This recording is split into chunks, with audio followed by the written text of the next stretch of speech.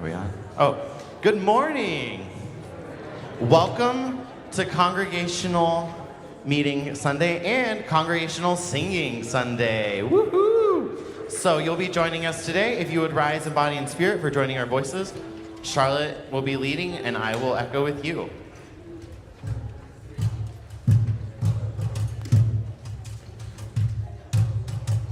Wake up in the community. Wake up in the community. Tell me, what do you see? Tell me, what do you see? Wake up in the community. Wake up in the community. Tell me, what do you see? Tell me, what do you see? I see love in the community. I see love in the community. If you ask me, that's what I see. If you ask me, that's what I see. I see love in the community. I see love in the community. If you ask me, that's what I see. If you ask me, that's what I see. I see dance in the community. I see dance in the community. Dance and rhythm to set us free. Dance and rhythm to set us free. I see dance in the community. I see dance in the community. Dance and rhythm to set us free. Dance and rhythm to set us free. I hear songs in the community. I hear songs in the community. Melodies to bring a unity. Melodies to bring unity. I hear songs in the community. I hear songs in the community. Melodies to bring a unity. Melodies to bring unity. I see hey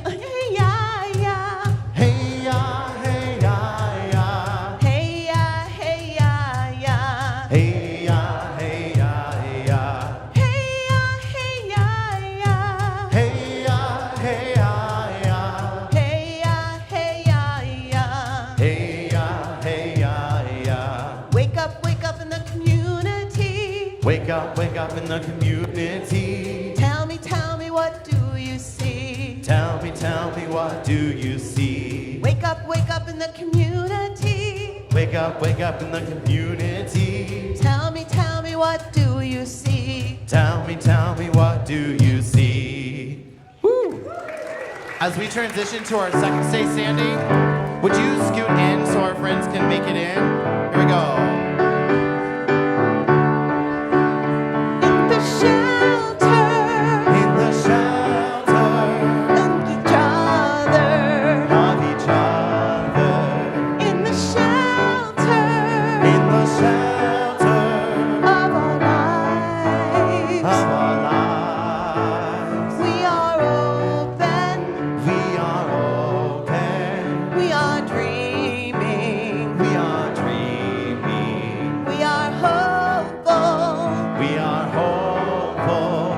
We are wise. We are wise. In the shelter In the shelter of each other. of each other.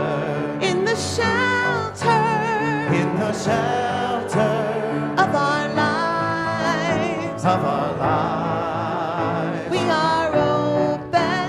We are open. We are dreaming. We are dreaming. We are hopeful. We are hopeful. We are wise. We are wise. In the shelter In the shelter of each other.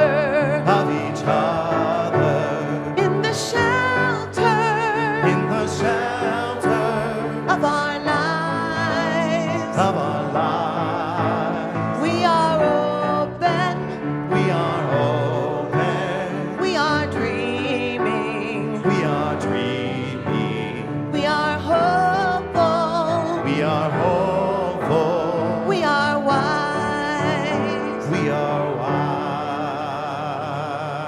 wise. Woo! Thank you all so much.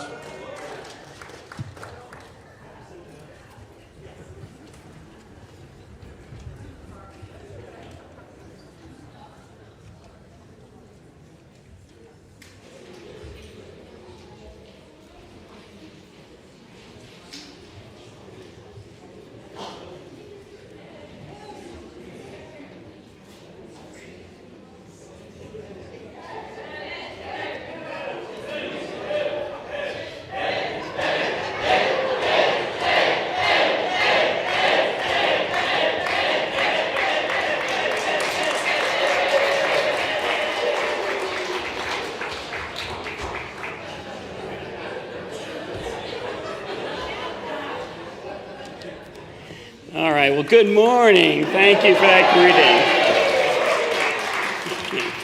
greeting. Oh, I can't believe it. Too many things to suddenly get done at the last second, and here I am.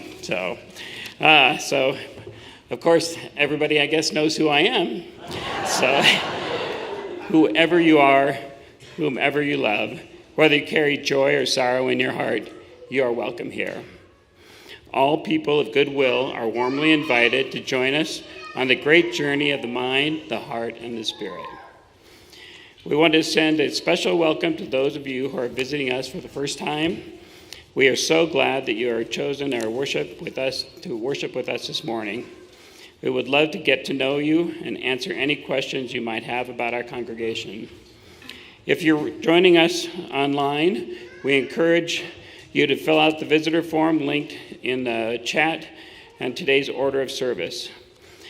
If you're visiting us in person, we invite you to join us after the service for coffee and conversation in the community room, which is just off the sanctuary. And now we'll have a couple of announcements. I'll start with mine. Don't forget, we have our annual meeting at 11 o'clock today. So you'll have a few minutes to get out, get some coffee and some cookies, and to make sure you've got that blood sugar up to come back in and be excited about the meeting. You will need, if you're a member, to vote. We do need a quorum of 78 people, so please, we really need you to come back in and be on time at 9, and we'll have you signing up at a table as you come back through, and hopefully we can have the meeting start at 11 o'clock. Okay, we have Leslie.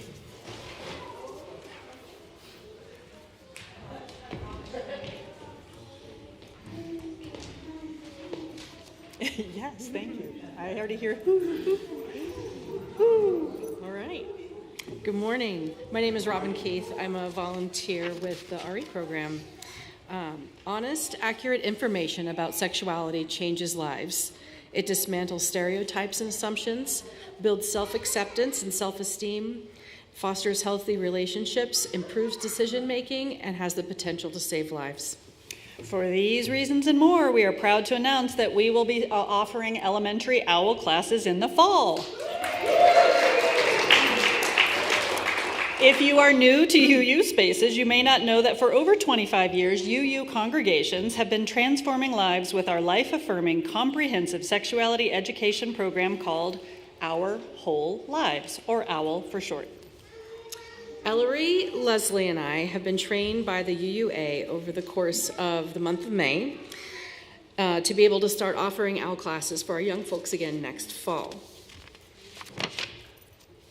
If you have grandchildren or family friends with kids ages kinder through third who you think might be interested in an 8-week series of OWL classes, please pass on the survey found here. And it's also in First Announce, and ask them to complete it by June 7th so we can plan accordingly. This is simply to gauge interest in order to establish the grade levels we will teach. The workshops are developmentally appropriate and cover content such as our wonderful bodies, body boundaries, families, how babies begin, pregnancy, birth, and babies. If you have any questions, feel free to find me or Leslie or Ellery at some point. I don't know if she's here today. There she is. Before or after any Sunday service, or email Leslie. All right, and switching gears, I'm sneaking in another announcement. What do Charlotte, Julie, Kimberly, Cindy, Marilee, Peggy, and Trudy all have in common?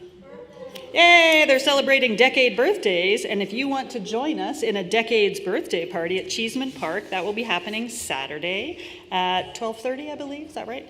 If you're celebrating a decade but missed that memo, you can see Cindy for more information. We want this to be inclusive, intergenerational, and just a fun celebration. Bring a lawn chair, an outdoor lawn game if you have one, and good wishes. If you want to bring a food item to share, great, but please don't feel obligated. Thank you.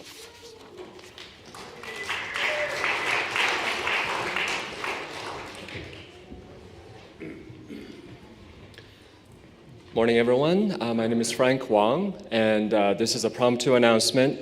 So for this year's Pride Parade, we're walking in, joining with other congregations, and then we designed our T-shirt where it says "Side with Love," and on the back side we also have our own logo, First Unitarian. So if you would like to support us, walk with us, or if you really like the t-shirt, please come see me after the service or see Jeffrey. Right now we're collecting folks who are interested, so we can, I'm hoping to order like maybe 2 batches so we save on shipping.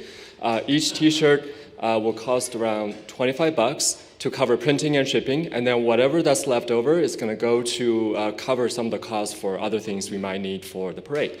Thank you so much.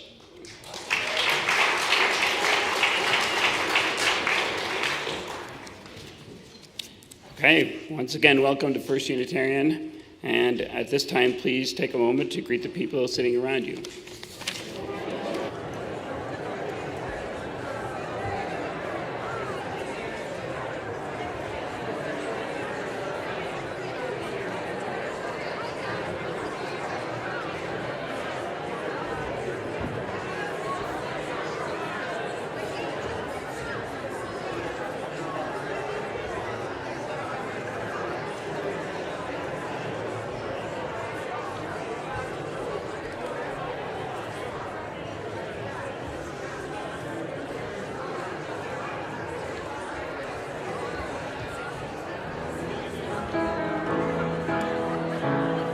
Good morning. Good morning. Would you join us in singing our song of welcome? Woo.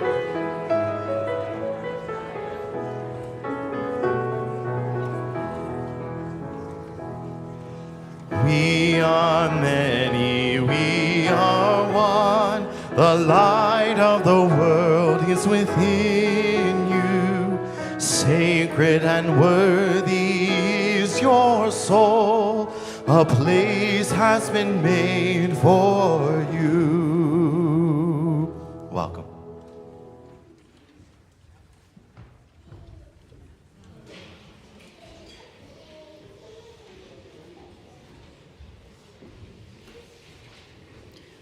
Good morning. Our call to worship today is We Seek Steadiness by Joan Javier Duval. As the world shifts beneath us, we seek steadiness, the unwavering support of community, the principled guidance of wise teachings, the faithful turning of the seasons. We seek within ourselves and in one another a devotion to all that is true, all that is just, and all that is beautiful. We gather here to reground ourselves, to reorient toward our heart's calling. Here we hold on to what is good and what we believe and what we must do. With resolute and compassionate hearts, let us worship together.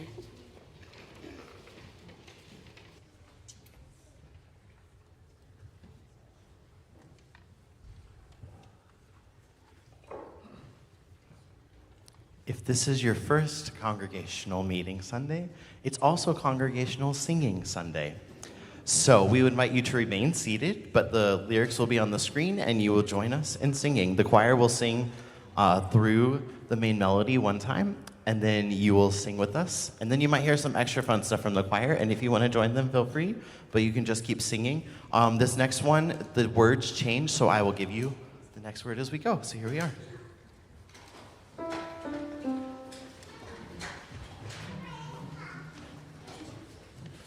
As for me and my house, you will find us serving peace. As for me and my house, you will find us serving peace. As for me and my house, you will find us serving peace. Peace for all right now. As for me and my house, you will find us serving peace. As for me and my house, you will find us serving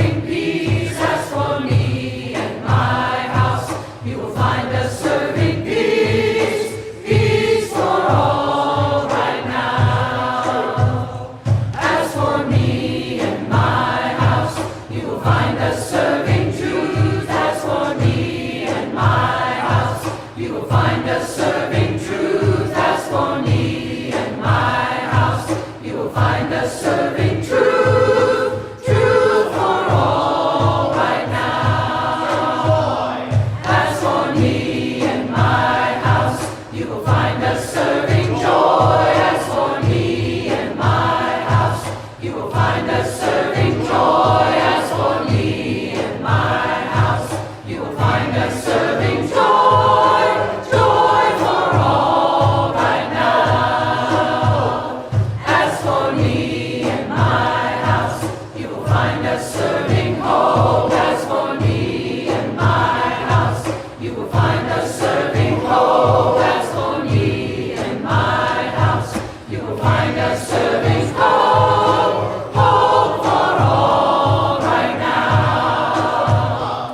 As for me and my house, you will find us serving love. As for me and my house, you will find us serving love. As for me and my house, you will find us serving love, love for all right now. Love for all right now.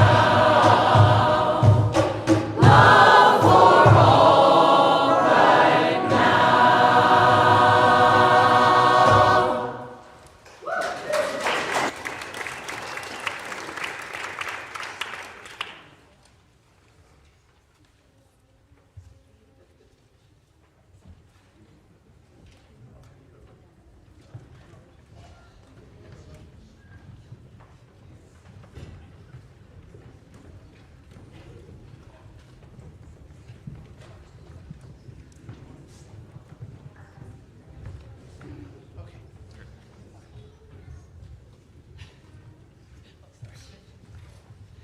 All right, so this is usually when my little friends come up, but today I'm going to have them stay with families until the end. We'll get sung out like normal. But today is one of my favorite days when I get to recognize and celebrate our RE volunteers. So I'm going to start with Charlotte Broad-Kern, who is my sidekick and yes, thank you. My partner in crime. She is co-chairing with me on the Faith Formation Committee. She's going to choose her scent or color. I don't know how you want to choose your gift, but you get to choose. And then I'm going to ask you, if you don't mind, holding the tray, and then friends can choose and not have to, yeah. All right, so I'll just call them quickly, and if they're here, they can come on down. And if they're here, they can, after choosing a gift, can stay up here and get a round of applause at the end. So you can hold your applause, so we'll be a little faster, maybe. All right, we have Betsy Brainerd. We have Coral Causeway. Yay. We have Michelle Wheatman. Is she here? Michelle Boyer. Here you go. Here you go. Thank you. Okay, they're not here. Elisa Edwards. I know she's here. Noelle Body. I don't think she's here. Mary Hilkin. Is she here? All right, we're going to keep going. Ellen Cahill, is Ellen here? All right, Tammy Carpenter, I know I saw Tammy. And Maggie Pierce. All right, now we can give an applause for our RE volunteers who are here.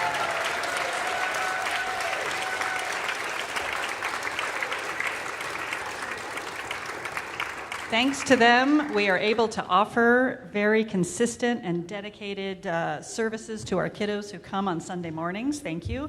Yeah, if you want to set it there. And then I also wanted to recognize and celebrate Robin Keith and Ellery Boyd for being my partners in crime with Owl in the Fall.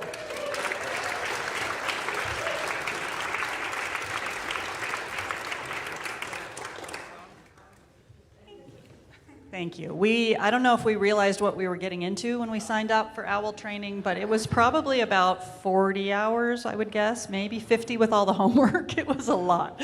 So I'm so grateful to them, and we haven't even gotten started yet, so thank you. Thank you. All right, and now my little friends can come up. So my friends can come up, and then we'll get sung out like we normally do and go to class. Come on down, friends.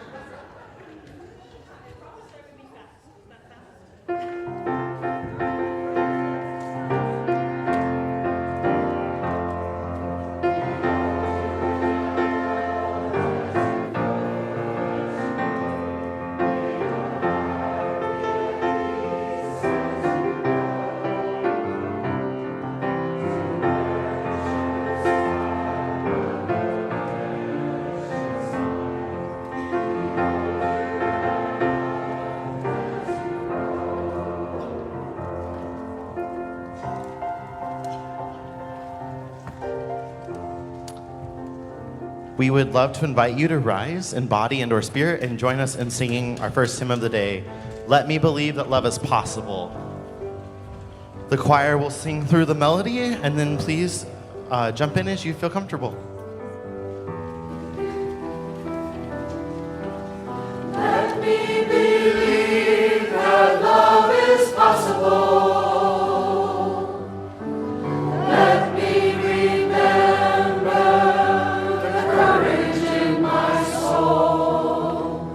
Let me believe that love is possible. Let me remember the courage in my soul. Let me believe that love is possible. Let me remember the courage in my soul. Let me believe that love is possible. Let me remember the courage in my soul. Let me believe that love is possible. To speak with our God. Let me remember the courage in my soul. With our God. Let me believe that love is possible. To speak with our God.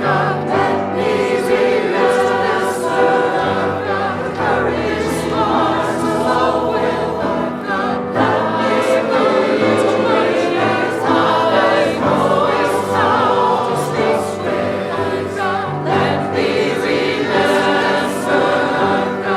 courage in my soul. With our God.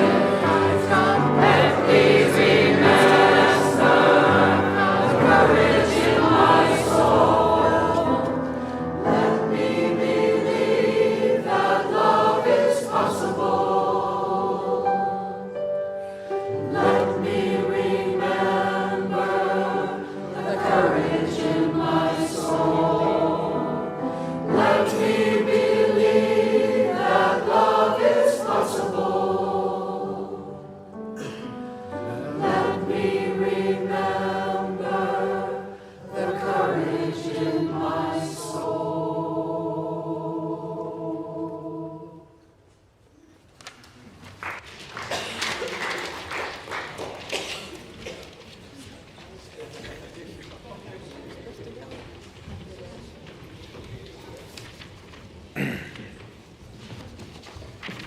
Good morning. What a pleasure to see so many bright, shining faces on such a glorious day. My name is Colin Ware. I am a member of this society, and I have been asked to invite the offering today. And Ellery has asked me to talk briefly about legacy giving. I've written a bunch of stuff, but I'm actually going to start by talking about one of my favorite people in the world. His name is Jim Hodge. He's my mentor. He raised hundreds of millions of dollars for the Mayo Clinic in Rochester, New York. He's worked with billionaires. He has traveled with the Dalai Lama. His favorite story is talking about how much joy do you get from your third Mercedes-Benz? How much joy do you get from your fourth vacation home? Many people, as they get older, they start understanding that the meanings that are important in their life do not evolve around getting stuff, gathering, growing. Instead, it is a search for meaning, and it is finding meaning in helping others. And that is the introduction I want to give to legacy giving. Some people never get there, and I'm looking at Elon Musk and Jeff Bezos right now. It's like they never get to the point where they realize that giving and supporting others is a true path to joy in your life. So what makes legacy giving so powerful is lasting impact. Many programs and communities we benefit from today exist because someone years ago chose to invest in a future that we would never see. Are we doing the baskets? Oh, okay. I got so caught up. Legacy donors are often ordinary people who have lived purposeful lives. Their gifts vary in size, but they share a common desire to leave the world a better place. Estate gifts are often the largest gifts a person will ever make. A gift that might seem out of reach today can become a reality when you pass. Many people will have far more money later in life than they ever thought possible. The baby boomer generation is sitting on $77 trillion in assets. If you add the older generation X, you're talking $125 trillion. Yes, you can take care of your family and make a difference. The process is surprisingly simple. For many people, it involves just adding a few sentences to your will or trust.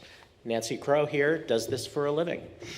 Or simply naming a charity as a beneficiary of your retirement account or your investment account or your bank accounts. You can even do that with your house. If it's fully paid off, you can go to the courthouse, get a beneficiary deed, and when you pass away, that house immediately passes to whoever's on that deed. It doesn't have to be complicated. It doesn't have to be expensive.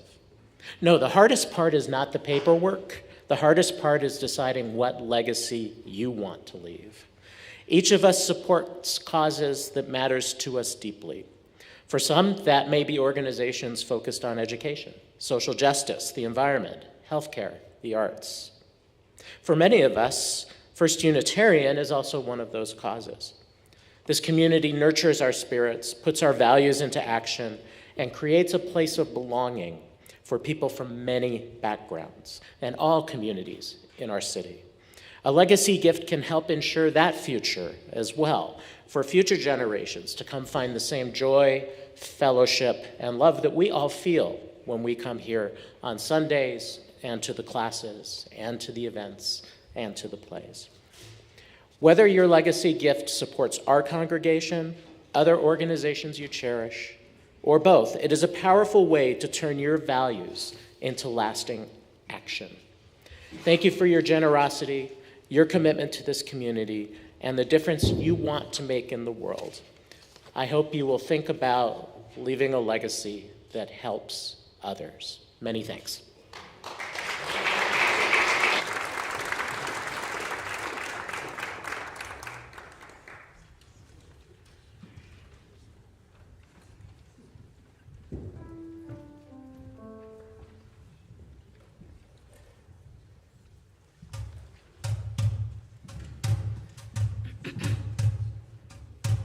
I believe in being ready. I believe in being ready. I believe in being ready, for the time is drawing near. Friends and neighbors, please get ready. Friends and neighbors, please get ready. Friends and neighbors, please get ready, for the time is drawing near. Oh, there'll be signs and wonders. Oh, there'll be signs and wonders. Oh, there'll be signs and wonders, for the time is drawing near. We'll turn round and just start over. We'll turn round and just start over. We'll turn round and just start over, for the time is drawing near. I believe in being ready. I believe in being ready. I believe in being ready, for the time is drawing near. I believe in being ready. I believe in being ready. I believe in being ready, for the time is drawing near.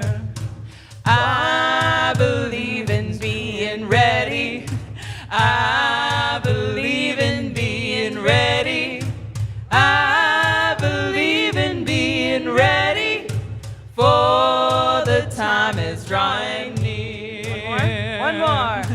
I believe in being ready. I believe in being ready. I believe in being ready, for the time is drawing near.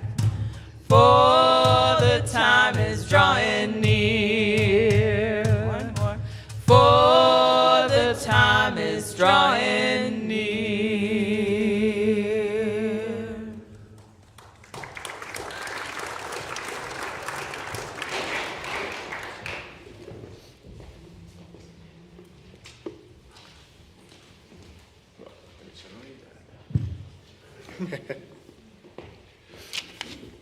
First Unitarian. It's not in your order of service, but the slides are ready. And you may or may not know, I hope you do know, today is the last time we are going to see this young human as our ministerial resident. Last September, we did a community covenant where we welcomed Michael as our ministerial resident. We made certain promises to them. They made certain promises to us, and today we need to release that covenant, and that's what we're going to do right now. Before we do that, though, I want to recognize Ed Derringer, who's going to come up here, and we have a small gift.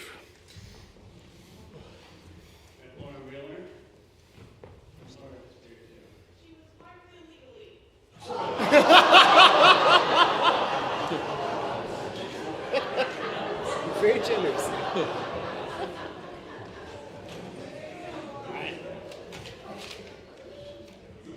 I'm going to punt then. Unfortunately, I came prepared with something.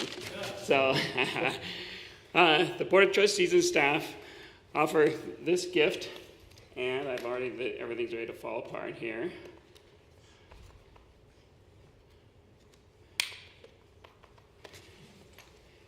To Reverend DeSantis for our deep gratitude for the loving presence you brought to our lives. Reverend DeSantis, you lived the First Unitarian Society of Denver's covenant by making time to listen and creating space that supported inclusivity. You embodied our shared commitment that together we will be a community of love, respect, and justice. Your service has been thoughtful, kind, gentle, and insightful, expressed in innovative ways. Thank you for the positive impact you have had on our community. You will be missed. We do not need to wish you luck because our experience with you tells us you will thrive as you begin your new ministry in Vermont. We thank you very much for your service.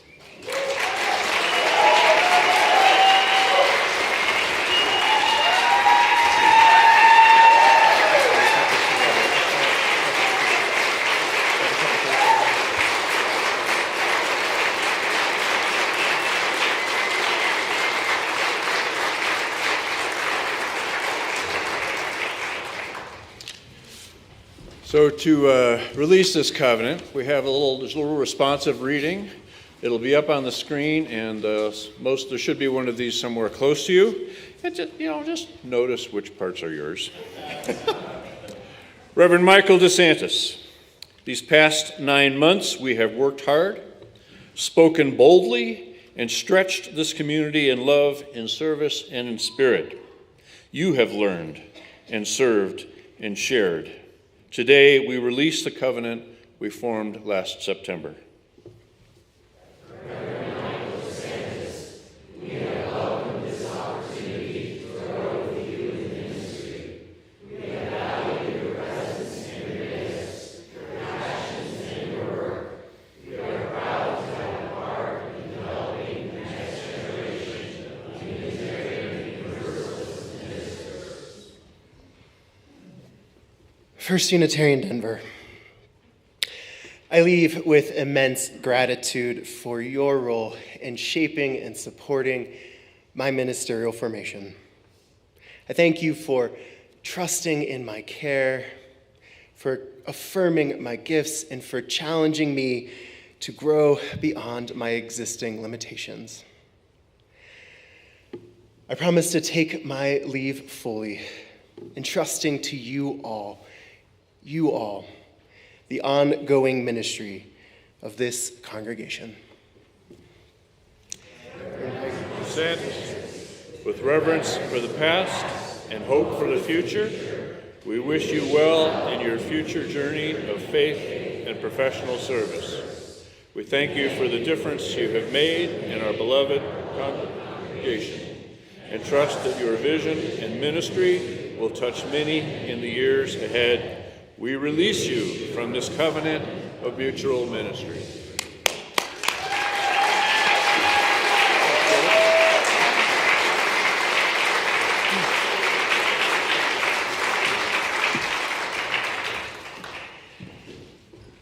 And now, would you all join me in a spirit of prayer and meditation one last time?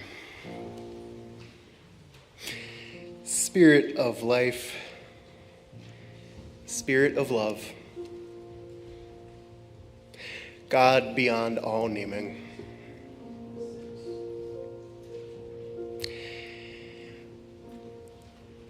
We know that this anthem that we are about to hear, this anthem, "We Shall Overcome."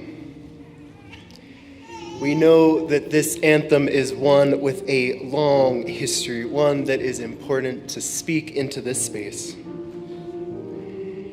We know that it originated first in the spiritual tradition of enslaved black folks in the American South, and then passed down from generation to generation and community to community. The modern form that we know emerged from black women workers striking for better wages in South Carolina in 1945. And of course, we know that it was then widely adapted and sung during the civil rights movement of the 1950s and 60s. Across time and space, this song has been sung by people in communities, many of them pushed to the margins by those with power. It has been sung by those who longed and who worked for justice. And oh, Spirit, how we long for justice in our own time. Oh, how we long and pray for a time when we overcome. When we overcome discrimination against black voters in the repeal of legislation for which the civil rights movement fought so hard. When we overcome our nation's support for the ongoing genocide in Gaza and our media and leaders' silence about it. When we overcome discriminatory policies against immigrants who need to go on hunger strikes in places like Delaney Hall in New Jersey to protest the inhumane conditions of our country's detention facilities. Oh, how we long and we pray for a time when we overcome trans people being demonized by our national leaders and trans women being murdered in our communities, with at least 3 in recent weeks. Juniper Blessing in Seattle, Erica Caldwell in Brooklyn, and just this week, Persia Amara Conway in Houston. Spirit, we pray that this song and the generations of justice seekers who have sung it before us, that they remind us that we are not the first people to live through times such as these, that it is possible to still somehow have faith that a better world can be brought into being, and that it is possible to choose love and justice in response to hatred and oppression. And Spirit, today I have one more personal prayer. As I take my leave from this community, Spirit, as I take my leave from this community and these good people, may you be with them in their next chapter. May you guide them as they seek to faithfully live our shared values. And may you sustain them as they do the part of the work that is theirs to do. We shall overcome. We shall overcome. Dear ones, let's sing it until it's sung, and then work until it's done. We invite you to rise in body and or spirit and join us in singing our hymn.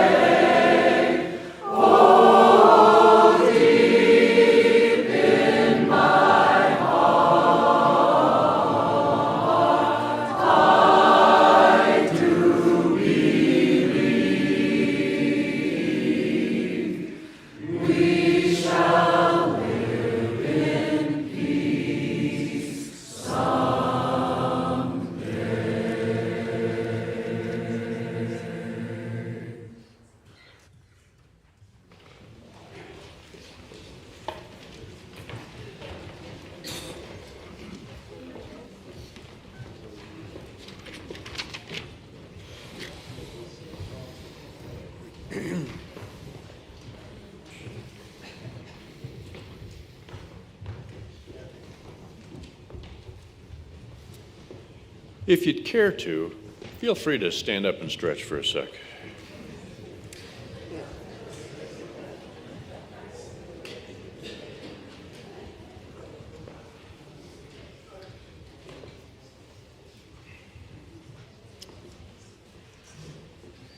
Well, good morning again, First Unitarian.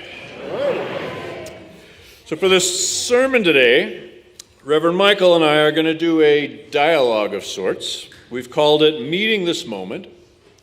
And the basic question we're going to consider is, what does this moment in history call us to? This moment. What does this moment in history require from a Unitarian Universalist congregation? I'm going to start with the big picture, or at least the way I understand it. Like, why are we here at all? And I unabashedly reject the accusation that we are little more than a social club for religious liberals.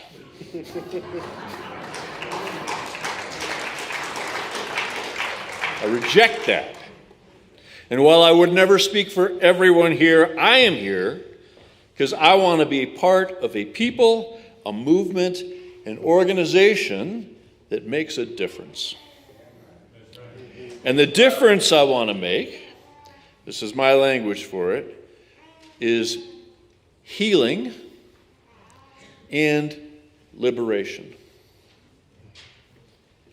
Healing the wounds that have been caused by human ignorance, human tribalism, human cruelty. Liberation from all the things that keep us bound to systems and ideas that limit the human potential for justice and peace. I've shared this before. Years ago, I had a little epiphany, which was basically that, there's no political party, there's no leader, there's no organization, there's no agency that's going to move us as a people, as a species, right, from the world we currently live in to a world in which we actually model justice and peace. Okay? That transformation from here to there will be essentially a spiritual transformation. It will be a religious transformation. And of course, politics and technology and educational systems and all that, all those will be part of it, but the underlying shift, if you will be an underlying shift in the way that we understand ourselves and the way we understand our relationship to each other, the way we understand our relationship to the non-human world that sustains us, the way we understand our relationship to the mystery from which everything and us have emerged. That shift will empower the other, not the other way around. So what is the point of church? Why do we do this as Unitarian Universalists? I think for us, this is a more pressing question than for many faith communities. And I think that Reverend Mike and I are on similar wavelengths, though we might use somewhat different language. To me, the point is that transformation that Reverend Mike was talking about. It's the transformation of ourselves, of our communities, and of the world.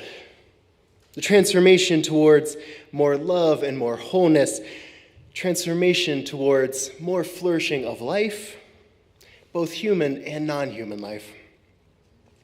My thinking on this, it's inspired by some of our UU religious educators who so often show us the way. Those religious educators, Connie Goodbread and Kathy McGowan, they've identified transformation as one of the 3 core practices of Unitarian Universalism. And I love the way that they put it. This is a quote from them. Transformation is the point. The work of transforming ourselves is ours to do. There's no one to do it for us. This transformation is available to all of us. Transformed people transform the world. Transformed people transform the world. Now, in good Unitarian Universalist fashion, I don't think that the work of transformation is something that we can do in isolation. At the very least, I don't think we can transform ourselves into the best, most whole version of ourselves alone. And we certainly can't transform the world into one where liberation is realized. That is not work we can do alone. That is work that we have to do together. And so we gather in communities like this one.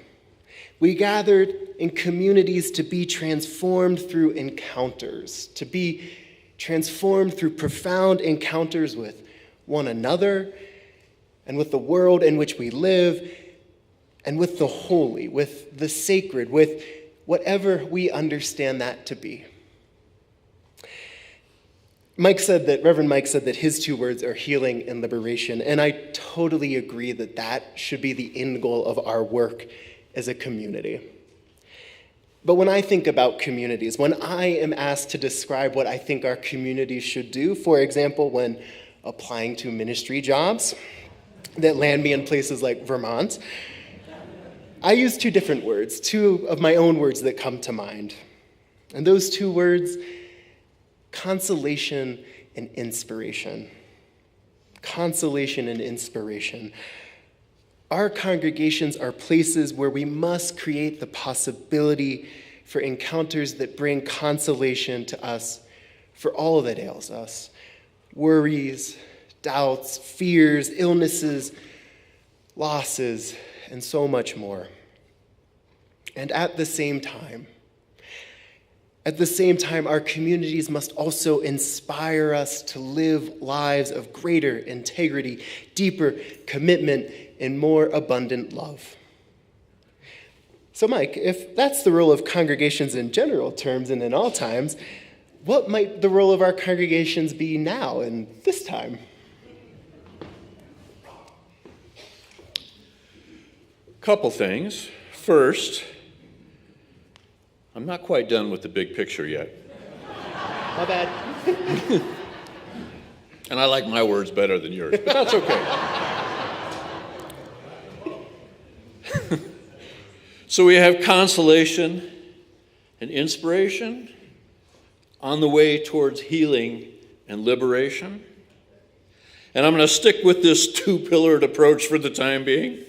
I have one more thought.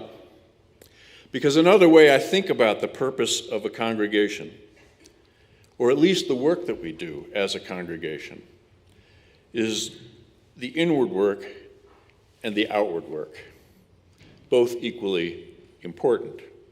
My own organizing around the outer work principle is very much informed by Black legal scholar Stephen L. Carter, who writes that the purpose of a religious community in the context of a supposedly free society is to be a focal point of resistance. And I really love that phrase. The purpose of a religious community in a free society is to be a focal point of resistance. And what he means is that some organizations or communal institutions need to specifically counter, as in resist, the amoral forces that will always tend to run the economy, the government, and the institutions of a supposedly civilized society. I think one of our most important roles, inwardly and outwardly, is to be a moral force, because it ain't coming from out there, right? A moral force, a place where we wrestle with the moral issues that will inevitably plague any complex society. We do this, our congregation, we do this publicly and collaboratively, as we've done in our work on immigration, in being a sanctuary congregation, with our reparations project, with our Middle East justice work, the education we do on women's rights and climate justice and destigmatizing mental illness and aligning ourselves with all manner of allies in the community like we do with Giving in Action, housing homeless families in our building 4 or 5 times a year, just a few of the ones that come immediately to mind. We're pretty busy, all in all. The inner work, as Michael noted, is most meaningful when done in community. Right? Even the guru who goes off to the mountaintop, right, has to come back at some point. Right? When we covenant together to live together into our most noble values, holding each other and ourselves lovingly accountable. Almost everything we do at First Unitarian, programmatically that is, Sunday worship, classes for spiritual growth, core circles, Whole Soul Studio, the children's program, the music, on and on. All of that has as its underlying theme, we hope, or we try, the growth of our individual and collective spiritual lives. That's why we do what we do. That's what we're aiming for, trying for. So, Michael, last week you and I were talking about these things we do here at First Unitarian, and you had some specific thoughts for how we might do some of those things better, or at least more inclusively. Would you share some of that? Yeah, I'm happy to share that. Well, maybe happy is not the right word, but it is part of the faithful work of being a minister. So during my time here, what I have noticed is that we as a congregation, we are often really focused on some of that outer work that Reverend Mike talked about. This year in particular, we've been really focused on what we can do to be a part of the resistance, that resistance of pushing back against the rise of authoritarianism, encountering some of the injustices of our federal administration. And we've had to do that work. And what I've noticed, though, at the same time, and what I've heard from some of you, is that there's a need perhaps to rededicate ourselves to some of that inner work. In particular, I've heard a longing from some of you, especially those of you who are newer here, for more attention to our community life, our shared life together. I've heard some of you, for example, talk about a desire for more events that are just focused on building community among us, on building those bonds of love and fellowship and trust, events like potlucks and game nights.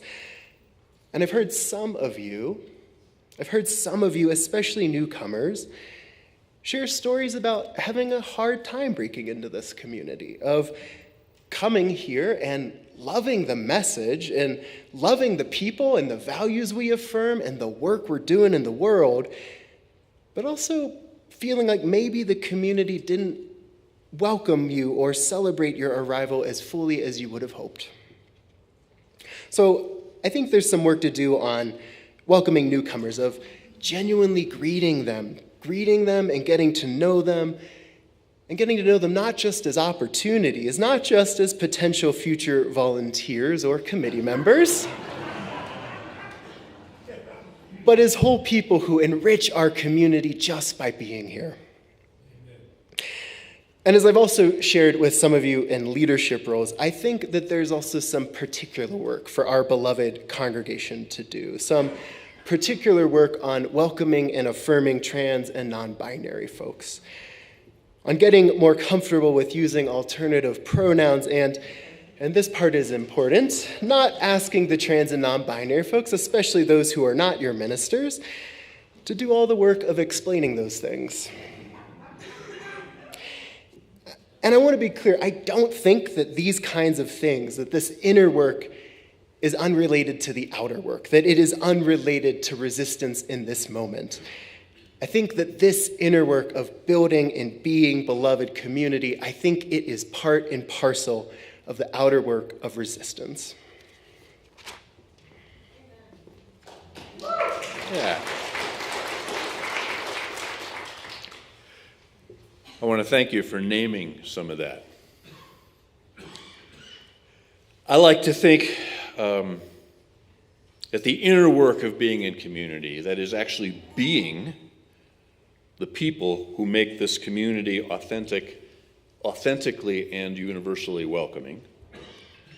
I think that's often implied here, but it's not often said explicitly. We've gotten away from it a little in recent years, but we used to say that if you're here, you're on the Connections ministry team. Congratulations.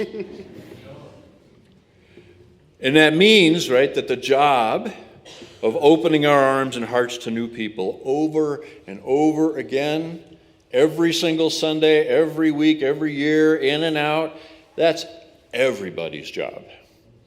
Not just our ministry team, not just our staff, not just the Connections folks, everybody's job. And that can be hard. Most of us like to do things pretty much the way we've always done them. I also happen to know there's a good number of introverts here in this community.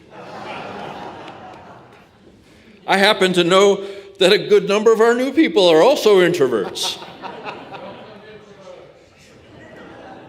And Even introverts thirst for connection,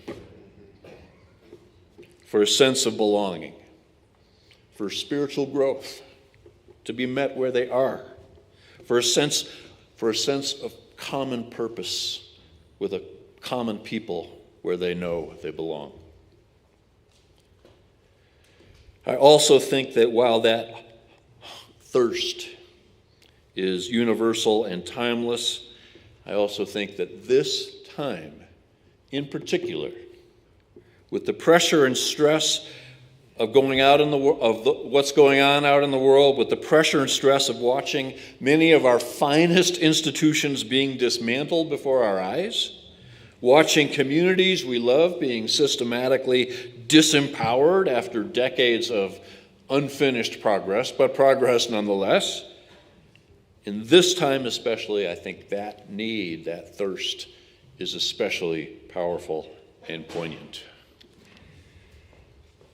Exactly, Reverend Mike. You know, it might be cliche, but I really do believe now more than ever, we need community.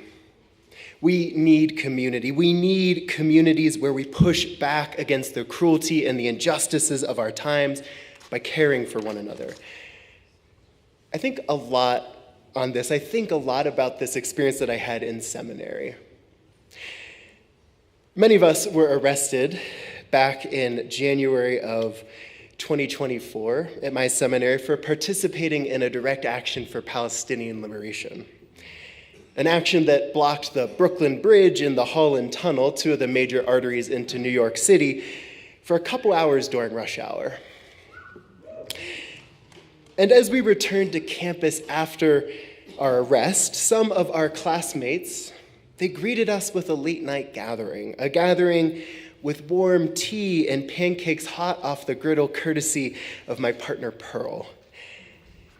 And as we gathered there, one of my classmates, a young black man with a long history of activism, as we gathered there, he told me something that has stuck with me ever since.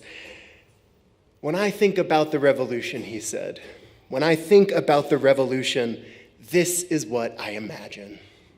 When I think about the revolution, this is what I imagine. And I think at their best, our congregations can be that too. And I have seen you all do that.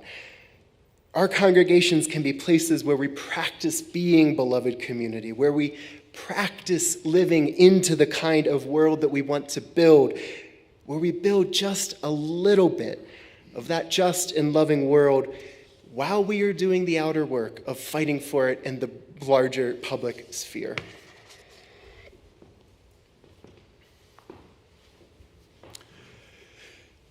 That's a beautiful story. It is. And a fine, in my opinion, tying together of consolation and inspiration, leading to healing and liberation. One last observation.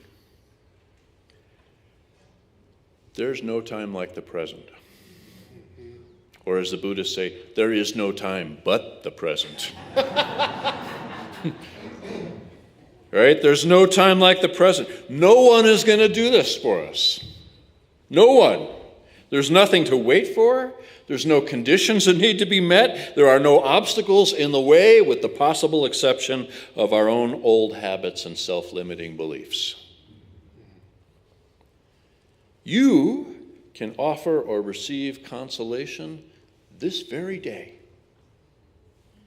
Seek and you shall find. Ask and you will receive. Knock and the door will be opened. You can share with someone today what you find inspiring on your way out of the sanctuary.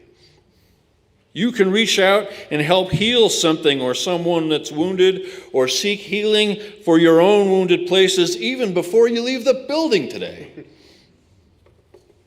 You can liberate yourselves and others by questioning your assumptions, or questioning my assumptions, or questioning our assumptions.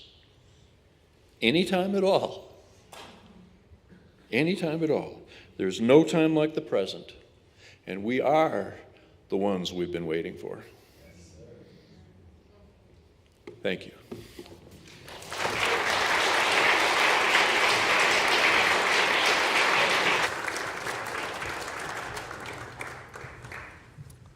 We would like to invite you to rise in body or spirit one last time today for Lead with Love.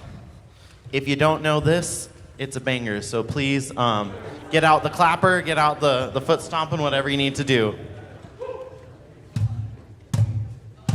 You gotta put one foot in front of the other and lead with love. Put one foot in front of the other and lead with, you gotta put one foot in front of the other and lead with love. Put one foot in front of the other and lead with love. Don't give up hope. You're not alone. Don't you give up. Keep moving on. You gotta put one foot in front of the other and lead with love. Put one foot in front of the other and lead with love. You gotta put one foot in front of the other and lead with love. Put one foot in front of the other and lead with love. Lift up your eyes. Don't you despair. Look up ahead. The path is there. You gotta put one foot in front of the other and lead with love. Put one foot in front of the other and lead. You gotta put one foot in front of the other and lead with love. Put one foot in front of the other and lead with love.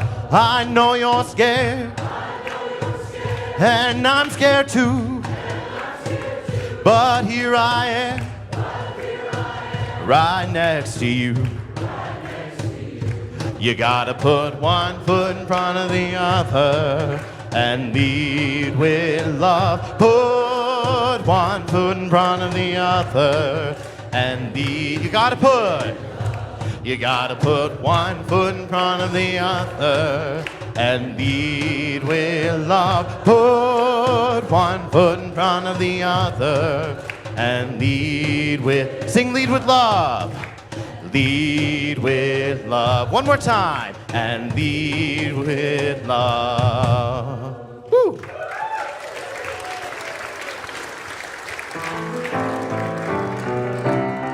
Would you join us in singing our closing affirmation? Behind all our differences and beneath our diversity, there is a unity that makes us one. Binds us forever together throughout all time, life and death, and the space between the stars throughout all time, life and death, and the space between the stars.